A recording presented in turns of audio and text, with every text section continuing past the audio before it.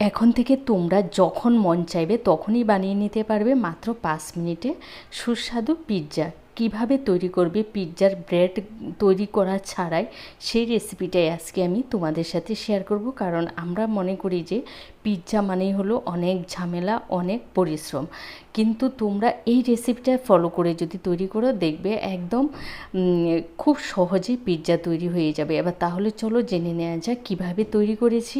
তো এখানে না আমি ছোটো বাটি দিয়ে 1.5 বাটি নিয়েছি ময়দা, ওই ধরো ওজনে হবে 200 গ্রামের মতো।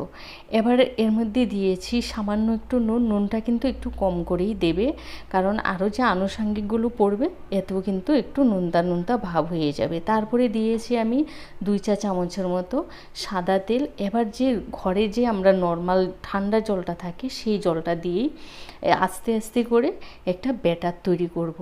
খেয়াল রাখতে হবে যেন কোনো লাম্পস না থাকে। তো দেখো আমি অল্প অল্প জল দিয়ে ব্যাটারটা তৈরি করে নিচ্ছি। যারা চ্যানেলে নতুন আছো প্লিজ চ্যানেলটা সাবস্ক্রাইব করে পাশে থাকা বেল আইকনে ক্লিক করে দিও, আর ভিডিওতে একটা লাইক দিতে ভুলো না। তো ব্যাটার কিন্তু আমার একদম পারফেক্টভাবে তৈরি হয়ে গেছে। আমি তোমাদের দেখাচ্ছি ঘনত্বটা কেমন। একদম পাতলাও না, একদম ঘনও না। আমরা যে চিতই পিঠা তৈরি করি না, তার থেকে একটু পাতলা। এবার দেখো একটা পিৎজাটা তৈরি করার জন্য একটা পেন বসিয়ে এখানে দিয়েছি 1 চা চামচ বাটার। বাটারটা না পেনের চারপাশে বেশ ভালো করে লাগিয়ে নেবে। এবার ওই যে পিৎজার ব্যাটারটা এটা দিয়ে দিয়েছি, একটু ভারী করে দিতে হবে। তারপরে ঢেকে দেবো 2 থেকে 3 মিনিটের জন্য। তো 2 মিনিট পরে আমার এটা তৈরি হয়ে গেছে। যখন উপর দিকটা একদম পারফেক্টভাবে তৈরি হয়েছে তখন আমি একটা থালায় নিয়ে উল্টে দেবো আবার। তো দেখো এভাবে একটা থালায় নিয়ে আমি আবারও দিয়ে দিচ্ছি নিচের পিস, উপরের দিকটা আবার নিচে করে দিয়েছি। তোমরা দেখতে পাচ্ছ কত সুন্দর হয়েছে, কোনো রকম ঝামেলা ছাড়াই। এবার আমি ওর মধ্যে না একটা সস দিয়েছি। এখানে নিয়েছি শেজওয়ান সস, টমেটো সস, আর নিয়েছি মিক্সড হার্বস। এগুলোকে একসাথে ভালো করে মিশিয়ে দিয়ে দিয়েছি। এবার ওই যে স্লাইসের যে চিজগুলো থাকে সেই চিজগুলো দিয়ে এখানে দিয়েছি ক্যাপসিকাম, পেঁয়াজ, আর দিয়েছি সসেজ। এবার উপরে দিয়েছি, আমার কাছে তো মজারেলা চিজ নেই, তো আমি আমুলের যে কিউব চিজগুলো থাকে সেগুলোকে গ্রেট করে দিয়েছি।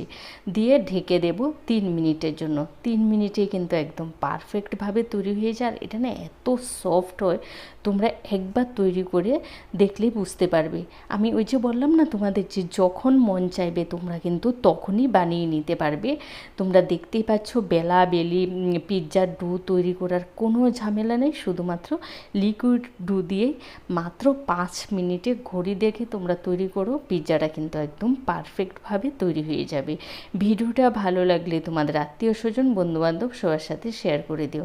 ভালো থেকো, সুস্থ থেকো, আবারও দেখা হবে নতুন ভিডিও নিয়ে। আজকের মতো টাটা।